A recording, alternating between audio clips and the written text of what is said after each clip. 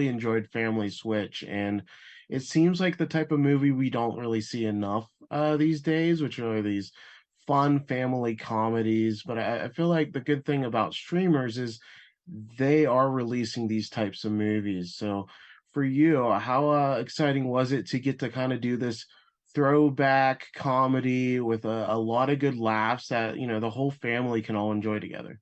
Oh, it was a thrill for me. I mean, I grew up on Home Alone and Big and some of the great body switch movies of our time, from the original Freaky Friday to the second one with Lindsay and Jamie Lee. And I just love this genre, and I think that there's room to do things in an excellent capacity in any sort of genre. And our goal was to make a live action Pixar movie, if you will, that worked at a very high level for parents, but also worked for kids. And you make an excellent point. Theatrical proves to continue to be tricky. It's hard to get movies made that get released in a theatrical capacity. And thank goodness for all of us that the streaming era has allowed us to have so much great content, including movies like this. Yeah, and you kind of pay tribute to, some of the classics in the body swap. There's references to Big, 17 again, obviously 13 going on 30, which is really fun. But to people that haven't watched the film yet, how would you kind of sell Family Switch? What kind of makes it unique within the genre? I mean, for us, it's the six-way switch: father, son, mother, daughter, baby, dog. Haven't seen that one done, so that was the remix I tried to contribute to the genre.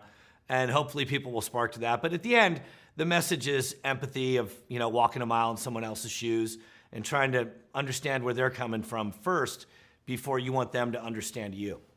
The baby and the dog switch, I have to ask about that. That was so hilarious, and Matthias is so great as Rolf in the movie. Those scenes are just so hilarious. Where did this idea of switching a baby with a dog come from? Because every moment just kills with them.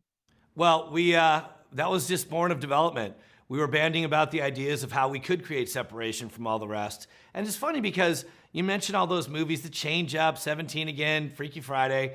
Aren't they all good? I can scarcely think of one that's not entertaining. There just must be something deep in the psyche of humanity where we must fantasize about what it would be like to be somebody else.